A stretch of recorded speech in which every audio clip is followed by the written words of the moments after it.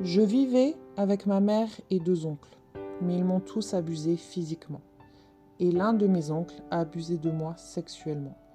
Dès mon plus jeune âge, j'ai perdu mon innocence.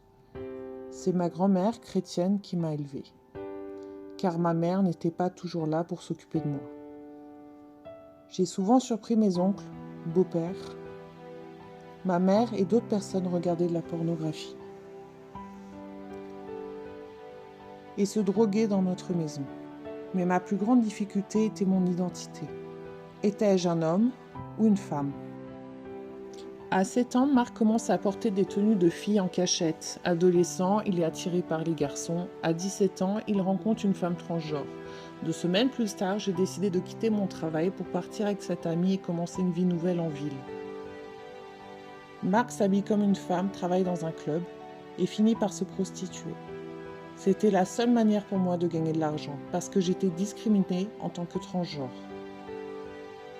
Marc débute ensuite une transition sexuelle hormonale et chirurgicale. Il devient une reine de beauté et gagne un important concours de beauté de la télé philippine.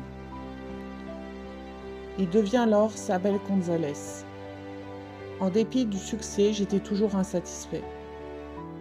Et j'ai rejoint un site de rencontres en ligne pour personnes transgenres, où j'ai trouvé un homme que j'ai épousé.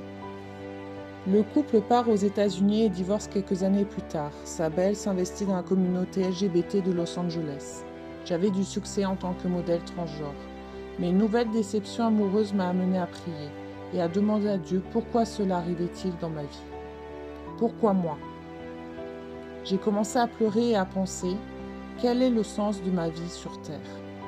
Puis Sabel rencontre un homme qui est le comble de bonheur. Chaque matin, j'écoutais des chansons chrétiennes. Je louais, adorais et lisais mon dévotionnel. Je reprenais certaines habitudes que ma grand-mère chrétienne m'avait enseignées. J'ai vite réalisé que malgré toutes les choses que j'avais,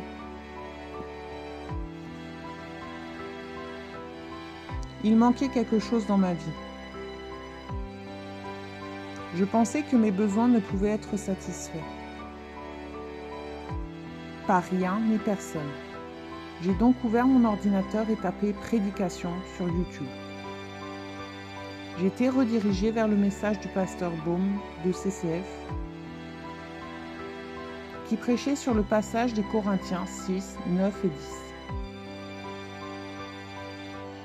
Ne savez-vous pas que les injustes n'hériteront point le royaume de Dieu ? Ne vous y trompez pas, ni les impudiques, ni les idolâtres,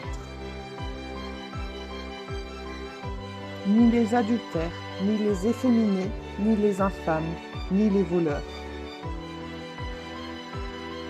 ni les cupides, ni les ivrognes, ni les outrageux, ni les ravisseurs, n'hériteront le royaume de Dieu. J'étais submergée et j'ai senti que Dieu me parlait directement. Au travers du message de ce pasteur, alors que je lisais ma Bible, mon cœur a été convaincu.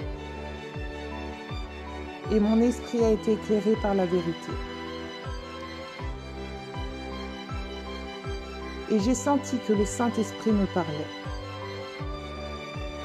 J'ai prié, me suis confessée et j'ai demandé pardon au Seigneur.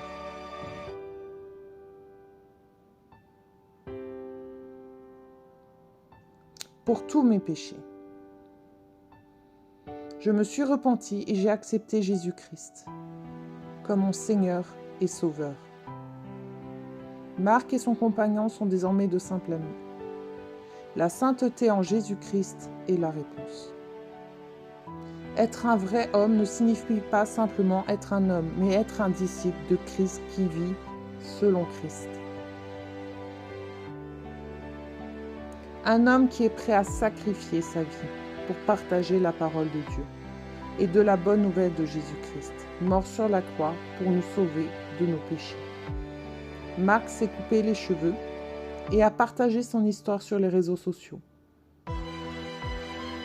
J'ai trouvé la paix en Jésus, la vérité dans la Bible, le chemin au ciel vers le Père au travers de Jésus.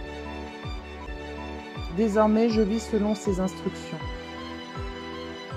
et dépends du Saint-Esprit qui me donne la force d'obéir à ses commandements.